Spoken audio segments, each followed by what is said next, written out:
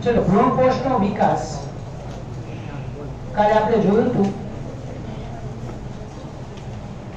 Pen અથવા પીઈએમસી એનું સતત સંભાજન થાય છે પણ કોષ કેન્દ્ર વિભાજનને અનુસરીને કોષરસ વિભાજન થતું નથી અને સતત કોષ કેન્દ્ર વિભાજન થવાના કારણે બહુ કોષ કેન્દ્રી અવસ્થા આવી જાય છે અને ઘણા બધા કોષ કેન્દ્ર ભ્રૂણકોષની પુટિકા જે છે એની ફરતે ગોઠવાય છે અને વચ્ચે મોટી રસધાની રહે છે અને સૌથી અગત્યનું કોષ કેન્દ્રની સંખ્યાના આધારે પછી ભ્રૂણ કોષની અંદર કોષ રસ વિભાજન એટલે કે સાઇટોકાઇનેસિસ ક્યાંથી ક્યાં થશે પરિધથી કેન્દ્ર તરફ અને ઘણા બધા ભ્રૂણ કોષના કોષો અસ્તિત્વમાં આવશે બરોબર પછી આપણે સૌથી અગત્યનો એમસીક્યુ એક જોયો તો કયો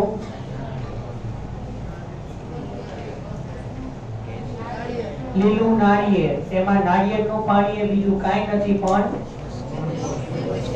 કોષીય કે કોષ કેન્દ્રીય ભ્રૂણ કોષ એટલે કે ન્યુક્લિયર એન્ડોસ્પર્મ અને નાળિયેરની લીલા નાળિયેરની અંદર પાણીની ફરતે આવેલો સફેદ ગર અથવા માવો એ છે કોષીય ભ્રૂણ કોષ બરાબર એક થોડો નીટ માટે એક એક્સ્ટ્રા પોઈન્ટ લઈ લઉં સાથે સાથે બરાબર પણ આપણે એનસીઈઆરટી ની અંદર આમાં લખવાનું નથી કોઈ એક શબ્દ ખાલી આપવો છે ભ્રૂણ કોષ ના 3 પ્રકાર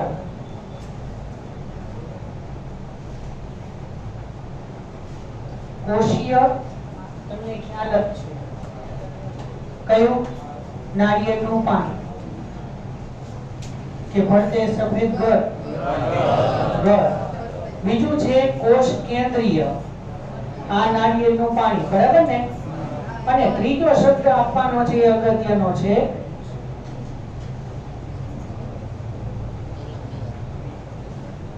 હેલોબિયલ એટલે બંને હેલોબિયલ ભ્રૂણકોષનો મતલબ થાય કોષીય અને કોષ કેન્દ્રીય બંને પ્રકારના ભ્રૂણકોષ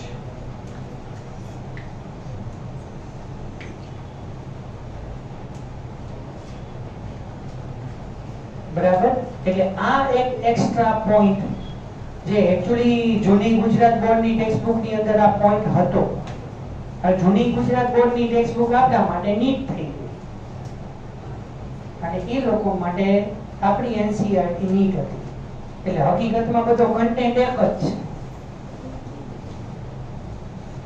જૂની ગુજરાત બોર્ડની બુકની અંદર જો તમે નીટની પરફેક્ટ તૈયારી કરવા માંગતા હોય ને તો જૂની ગુજરાત બોર્ડની જે સેમેસ્ટર વાળી બુક છે એમાં સૌથી ઈઝી લેંગ્વેજ ની અંદર બધું સમજાયું છે પેપર વાંચવા જેવું ખરું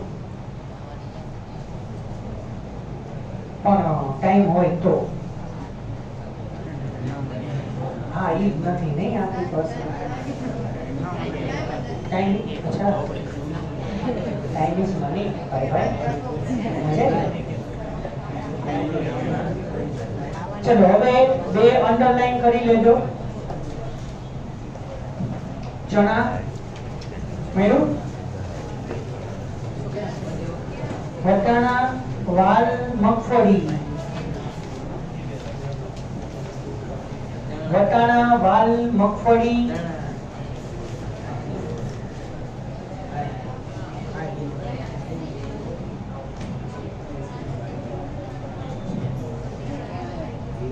ભ્રૂણકોષ સંપૂર્ણ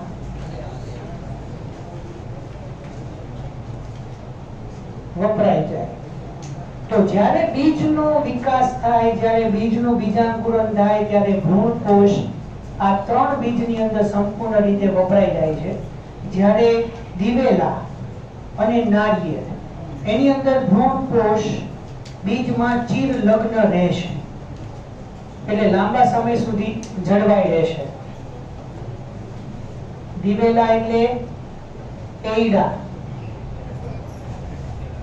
બરાબર?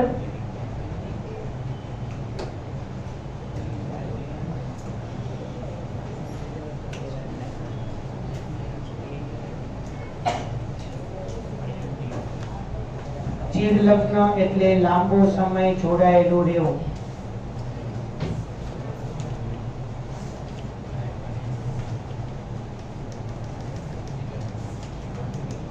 ક્યારેક ભ્રૂણનો વિકાસ થઈ ગયા પછી પણ ભ્રૂણ કોષ થોડો સમય સુધી એ જોડાયેલું પણ રહે છે.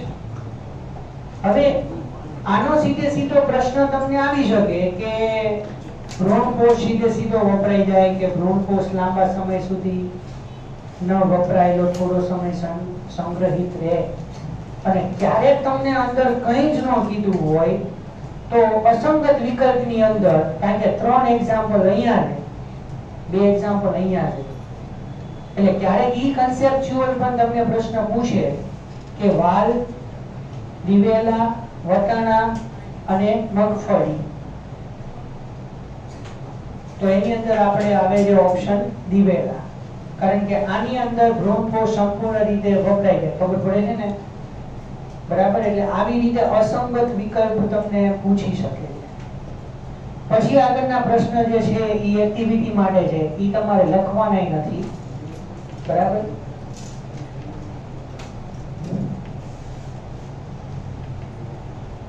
તો આ છે 3 માર્કનો પ્રશ્ન, ભ્રૂણ કોષ. એટલે આ ખાલી એક્સ્ટ્રા પોઈન્ટ તમને નીટ માટે હેલોબિયર શબ્દ માટે કીધો. બરાબર? એ તમારે થિયરીમાં ક્યાંય કોઈ લખવાનું નથી.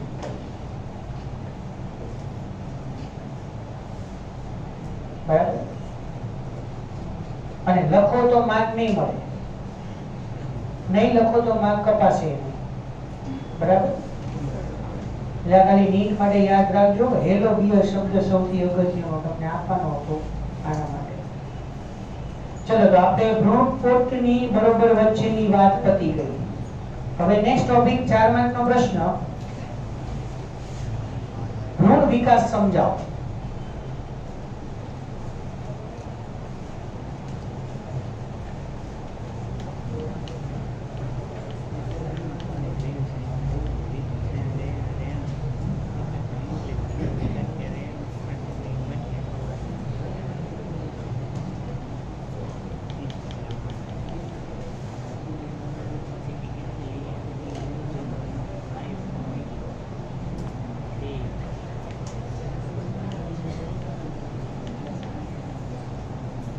હવે આપણને ખ્યાલ છે કે ભ્રૂણપુટ, બરાબર, એની અંદર અહીંયા દ્વિકીય ફલિતાંડની રચના થઈ હતી. બરાબર? તો ફલિતાંડ આપણે કઈ રીતે બન્યું હતું? અહીંયા એક નરજન્યુ અને એક અંડકોષ. તો હવે અહીંયા ભ્રૂણ વિકાસ જે છે એ તમારે 4 માર્કનો પ્રશ્ન, સામે બેવડા ફલકની નીચે જેટલી આકૃતિઓ છે એ દોરવાની થાય, અને આ જ પેજ ઉપર એક આકૃતિ નીચેની અથવા ઉપરની દોરવાની થાય.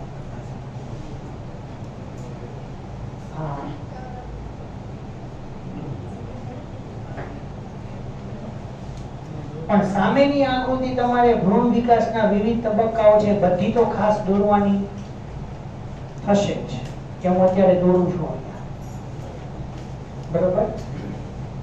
પણ એમાં ઘણી બધી વાતો છે, અમુક વાતો પછી એનસીઈઆરટી માં નથી આપી એટલે એ તમે ન લખતા, બધું મિક્સ તમને અંદર કહી દઉં છું.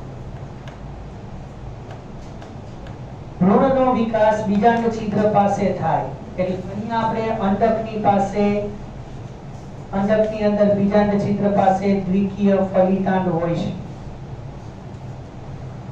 હવે દ્વિકીય ફલિતાંડનું જ્યારે સમભાજન થાય ત્યારે 2 કોષો અસ્તિત્વમાં આવે. બરાબર? હવે અહીંયા જે 2 કોષ બન્યા, હવે આ 2 કોષ કઈ રીતે બનવાના જોજો. તો આપણે આ ફલિતાંડ કાઢી નાખી. બરોબર? એ તો તમને ખ્યાલ જ છે. તો આ એક ફલિતાંડ, હવે એને આપણે કાઢી નાખીએ, એની અંદરથી આપણે 2 કોષ અસ્તિત્વમાં લાવીએ, સમભાજન થયું. જો ભ્રૂણપોટની આ ભાગે દોરવાનું, બરોબર, કારણ કે ફલિતાંડ બીજાંડ છિદ્ર પાસે, કારણ કે અહીંયા 3 પ્રતિદ્રુવી કોષ છે, અને જો યાદ આવતું હોય તો આપણે બેવનું ફલન પતી ગયું હતું, પછી 3 પ્રતિદ્રુવીય કોષોનો નાશ થઈ ગયો.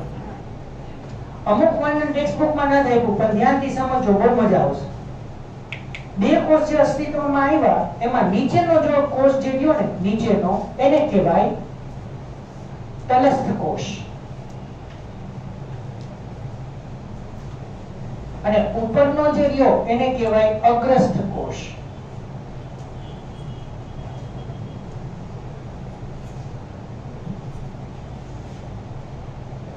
ઉપર પ્રતિધ્રુવીય કોષો કઈ બાજુ જોડાય? બીજાંડ તલ ને, અને નીચે બીજાંડ છિદ્ર ને, ખ્યાલ છે ને? એટલે આને બીજાંડ છિદ્રીય કોષ પણ કહેવાય, અને આને બીજાંડ તલીય કોષ પણ કહેવાય. અને ધ્યાનથી જો વિચારો ને તો એ કઈ જગ્યાએ આવેલો છે એને પ્રમાણે નામ આપણે આપીએ છીએ. આ ફલિતાંડમાંથી 2 કોષ અસ્તિત્વમાં આવ્યા, તો આ નીચે છે એટલે આને કહેવાય તલસ્થ કોષ, તળિયાંડ, કાં તો બીજાંડ છિદ્રીય કોષ. અને ઉપર, આ ઉપરનો ભાગ કયો થયો? બીજાંડ તલ, એટલે આને બીજાંડ તલ કોષ અથવા અગ્રસ્થ કોષ. પણ આ બેની અંદર ખાસિયત એ છે કે અગ્રસ્થ કોષ જે છે એની ખાસિયત આયામ વિભાજન જ કરે, અને તલસ્થ કોષની લાક્ષણિકતા એ છે કે અનુપ્રસ્થ વિભાજન જ કરે.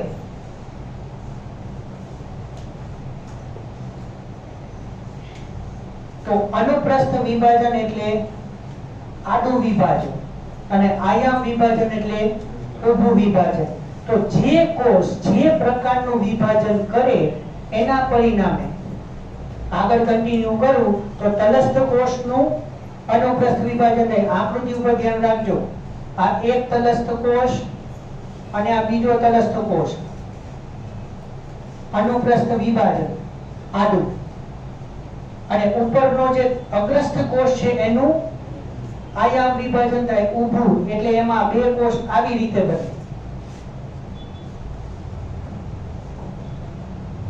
બરોબર? એટલે આ 2 થઈ ગયા અગ્રસ્થ કોષ,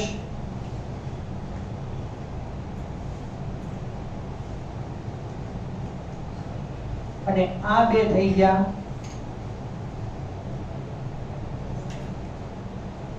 તલસ્થ કોષ. તો અહીંયા એક કોષી અવસ્થામાંથી 2 કોષી અવસ્થા થઈ, અને 2 કોષી અવસ્થામાંથી 4 કોષી અવસ્થા થઈ. તો આ જે 4 કોષી અવસ્થા જે છે એને કહેવાય પૂર્વ ભ્રૂણ.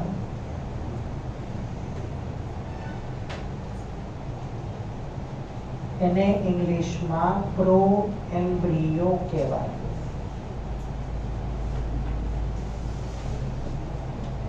એટલે આપણે આકૃતિમાં અહીંયા ફેરફાર કરતા જઈએ. શું? અહીંયા આકૃતિ ખાલી સમજાવવા માટે દોરું છું. શું થાય છે, બધી આકૃતિઓ તો ત્યાં દોરીશ, કારણ કે અહીંયા બધી આકૃતિઓ ભૂસાતી છે. એટલે અહીંયા આપણે 2 તલસ્થ કોષ થઈ ગયા, અને પડે જ ખબર, બરોબર? એટલે અહીંયા જે 4 કોષીય અવસ્થા આવી ને એને પૂર્વ ભ્રૂણ કહેવાય. અચ્છા, તો હવે અહીંયા જે આ 2 તલસ્થ કોષ રહ્યા એમાંય પાછા 2 ભાગ પાડી. જો આ નીચેનો તલસ્થ કોષ ક્યાં છે? બીજાંડ છિદ્ર પાસે, એટલે એને કહેવાય બીજાંડ છિદ્રીય તલસ્થ કોષ. પહેલા નામ શું આપ્યું હતું? ખાલી તલસ્થ કોષ અથવા બીજાંડ છિદ્રીય કોષ. સમજો, તલસ્થ કોષ અથવા બીજાંડ છિદ્રીય કોષ, અને અગ્રસ્થ કોષ અથવા બીજાંડ તલીય કોષ. અઘરું પડે છે? અગ્રસ્થ કોષ એટલે બીજાંડ તલીય કોષ.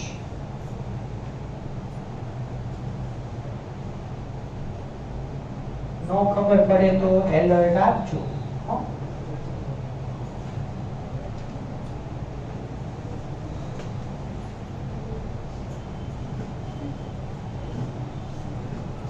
પણ હવે જે અહીંયા બે કોષ બન્યા ને આ બે તલસ્થ કોષ એના આપણે નામ પાડીએ બરાબર તો બે જે તલસ્થ કોષ છે એમાં નીચેનો જે ગયો બરાબર નામ ધ્યાન રાખજો આ તલસ્થ કોષ એટલે આ કોમન એમાંથી જે બે તલસ્થ કોષ બન્યા ને એમાં નીચેનો જે છે ને એને બીજાંડ છિદ્રીય તલસ્થ કોષ કહેવાય પડે ખબર અને ઉપરનો જે રહ્યો એને બીજાંડ તલીય તલસ્થ કોષ બે નામ વચ્ચે ફેર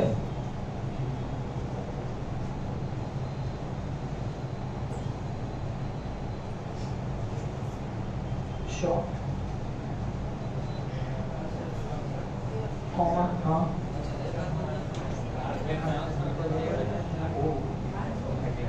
અત્યાર સુધી અહીંયા દેખાણું કે યુ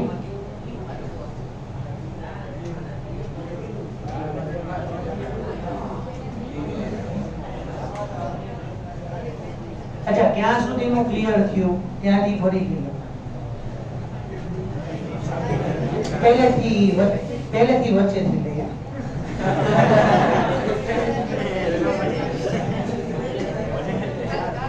ભ્રૂણ કોષ તો ક્લિયર ને આખું હા પાકું ને અચ્છા એક કામ કરીએ જો આ કાઢી નાખીએ બરોબર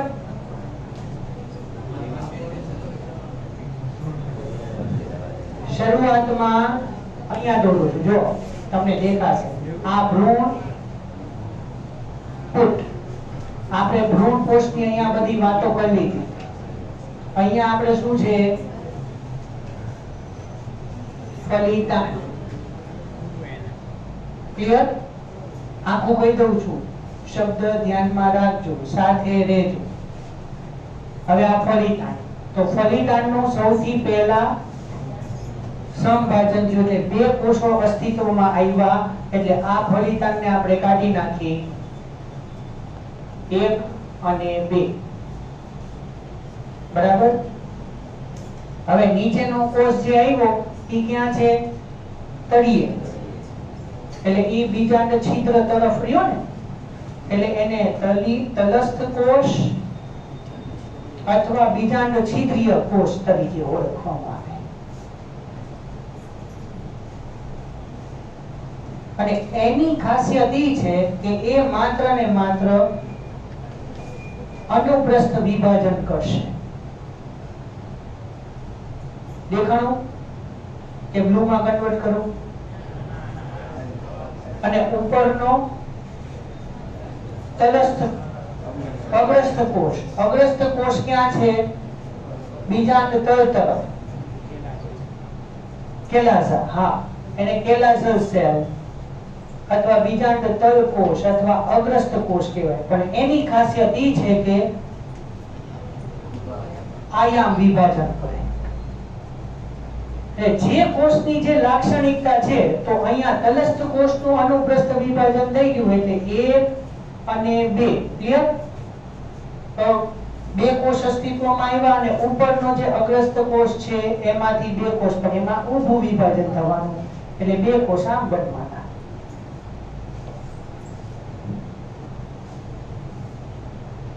આકૃતિ ધ્યાનથી જોજો એટલે તમને વધારે આઈડિયા આવશે ઉપરના અગ્રસ્થ કોષનું આયામ થયું એટલે એમાં આમ બે ભાગ પડ્યા અને આમાં આમ બે ભાગ પડ્યા ઉપર નીચે ઓલામાં સાઈડમાં એટલે અહીંયા જે બે તલસ્થ કોષ બન્યા ને એમાં એક તલસ્થ કોષ બીજાંડ છિદ્ર તરફ છે એટલે એને કહેવાય બીજાંડ છિદ્રીય તલસ્થ કોષ તો બીજાંડ છિદ્રીય કોષ અને બીજાંડ છિદ્રીય તલસ્થ કોષ વચ્ચે ઘણો ફેર અને બીજો જે રહ્યો એ ઉપર અગ્રસ્થ તલસ્થ કોષ અથવા બીજાંડ તલીય તલસ્થ કોષ ઉપર હવે આમાં આગળ ઘટના કેવી છે એ હું તમને કહું એટલે તમને વધારે આઈડિયા આવશે જે નીચેનો કોષ છે કયો હા આ કયો એના માટે એક લાઈન અહીંયા લખું છું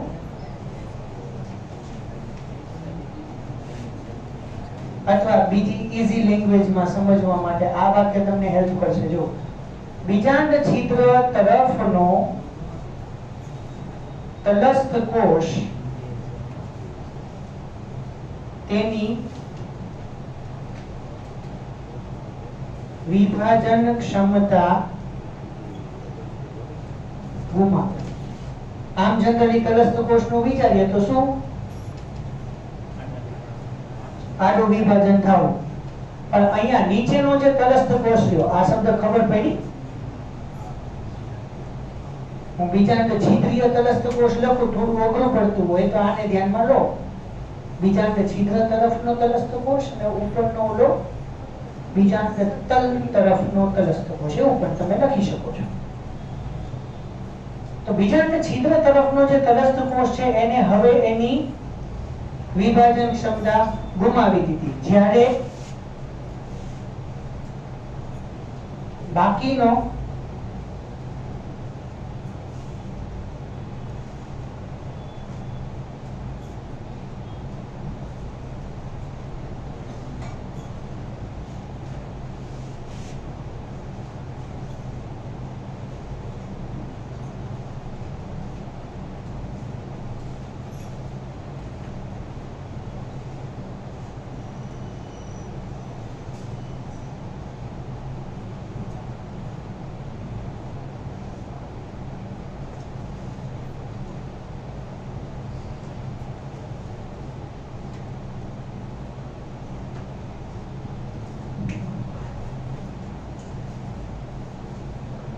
બીજાંડ તલ તરફનો તલસ્થ કોષ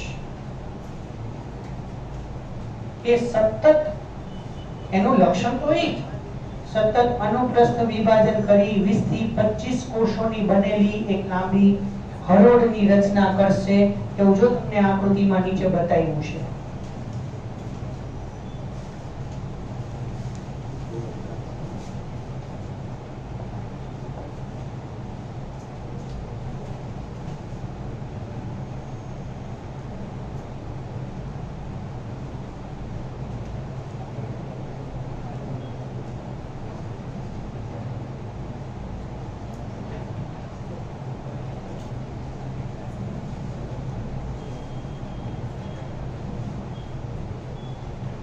બહુ મજા આવે એવી વાત. અહીંયા ધ્યાન રાખો. જો અહીંયા ધ્યાન રાખો. અહીંયા વચ્ચે શું છે? દરેક જણા અહીંયા ધ્યાન રાખો. વાક્ય જવા દો. આ કયો? બીજાંડ છિદ્રીય તરફનો તલસ્થ કોષ અને આ બીજાંડ તલ તરફનો તલસ્થ કોષ. રેડી? હવે આને તો વિભાજન ક્ષમતા ગુમાવી એટલે એ ત્યાં સ્થિર થઈ. હવે આનું અનુપ્રસ્થ વિભાજન થશે એટલે હું આ બધું કાઢી નાખું છું. મેં કેટલા કોષો કાઢ્યા? કયા કયા? એક તલસ્થ, બે અગ્રસ સાઈડમાં રાખ. તલસ્થ કોષ રાખો. હવે એનું સતત પડે ખબર? હવે અહીંયાથી 20 થી 25 કોષ નથી બનાવ્યો, પણ એમ સમજો કે આ 20 થી 25 કોષોની બનેલી નિલંબની રચના થાય. અને એ નિલંબની રચના થવાના કારણે સમજો વાક્ય આપણે આપણી રીતે બનાવી શકીએ, પણ શબ્દ બાયોલોજીના જ વાપરવાના. નિલંબની રચના થવાના કારણે શું પરિસ્થિતિ સર્જાઈ? અગ્રસ્થ કોષો ભ્રૂણ કોષ તરફ ધકેલાયા. ધ્યાનથી વિચારો તો. કારણ કે આની ટોચ ઉપર હવે મારે બે અગ્રસ્થ કોષો દોરવાના રહ્યા, તો એ તો હવે ભ્રૂણપૂટની બરોબર વચ્ચે સુધી આવી ગયા. અને તમારી જાણ માટે જે અગ્રસ્થ કોષો છે એની અંદરથી આખી વનસ્પતિનું સર્જન થવાનું છે. એટલે ઘટના આખી શું થઈ કે પહેલા તલસ્થ કોષો જે બે બન્યા એમાંથી એકે એની વિભાજન ક્ષમતા ગુમાવી દીધી, એટલે બધા જ કોષો ત્યાં સ્થિર થઈ ગયા. એટલે એક સ્ટેબિલિટી આવી. પછી તો અગ્રસ્થ કોષોને જ વચ્ચે ધકેલવાની વાત થઈ. એટલે બીજાંડ તલીય જે તલસ્થ કોષ છે, બીજાંડ તલ તરફનો જે તલસ્થ કોષ છે એને સતત અનુપ્રસ્થ વિભાજન કરી અને 20 થી 25 કોષોની બનેલી નિલંબની રચના કરી અને એના કારણે બે અગ્રસ્ત કોષો, મેં અહીંયા એવું લખ્યું છે કે નિલંબ ના કારણે અગ્રસ્ત કોષો ભ્રૂણપુટમાં વચ્ચેની તરફ ધકેલાયા, અથવા તમે તમારી લેંગ્વેજમાં લખો કે ભ્રૂણપુટમાં ભ્રૂણકોષ તરફ ધકેલાયા, તો પણ એકદમ સત્ય. હવે તલસ્થ કોષોની વાતો બધી પૂરી. એટલે હવે આની નેક્સ્ટ આકૃતિ શું થાય? આ વિભાજન ક્ષમતા ગુમાવેલો તલસ્થ કોષ, બરાબર? આ વિભાજન ક્ષમતા ગુમાવેલો તલસ્થ કોષ કયો? બીજાંડ છિદ્ર તરફ વાળો. અને હવે હોય તો બીજાંડ તલ વાળો. તો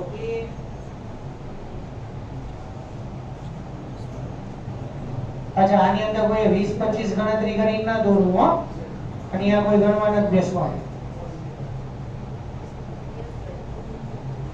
બરાબર? અને આ ઉપરના બે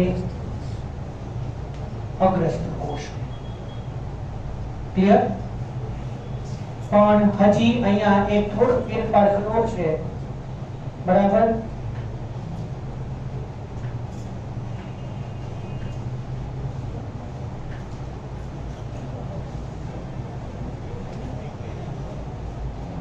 આ શું થઈ ગયું? સાંભળજો, એક આ નવો શબ્દ આપું છું. આ શું થયું? નિલંબ વિભાજન ક્ષમતા ગુમાવેલ અંડછિદ્રીય તલસ્થ કોષ પણ ચાલશે.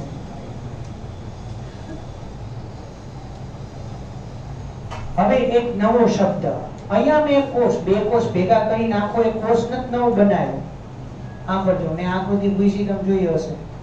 મેં બે કોષ ભેગા કરીને એક કોષ બનાવ્યો એવું નથી, બરાબર? આ કોષને કહેવાય અધોવર્ધક કોષ. તો એના માટે એક વ્યાખ્યા આપી દઉં. અધોવર્ધક કોષ એટલે શું? નિલંબનો સૌથી ટોચ પરનો કોષ અધોવર્ધક કોષ કહેવાય.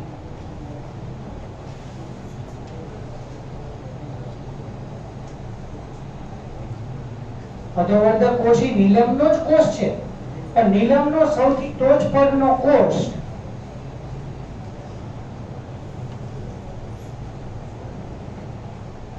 પણ એની ખાસિયત શું છે? એ તલસ્થ કોષ સાથે જોડાયેલો છે. છે તો પોતે નિલંબનો જ ટોચનો કોષ,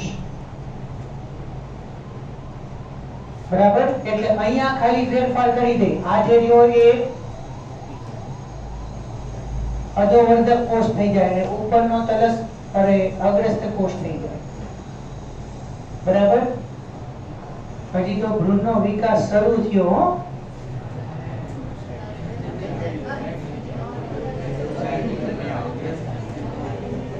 સોરી, હા સોરી મિસ્ટેક થઈ.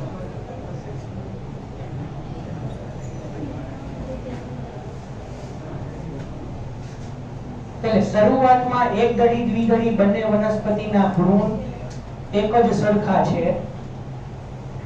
બરોબર? પણ પછી ધીમે ધીમે એક દળી દ્વિદળી બીજના પ્રકારના આધારે આવી રીતનો ભ્રૂણ વિકાસ આગળ થશે. હવે બે જે અગ્રસ્ત કોષ રહ્યા, બે અગ્રસ્ત કોષ અને નીચેનો અધોવર્ધક કોષ, આટલી રચનામાંથી આખી વનસ્પતિના જુદા જુદા ભાગોનું નિર્માણ થશે, બરોબર? અહીંયા સ્ટોપ કરીએ, લખી લો.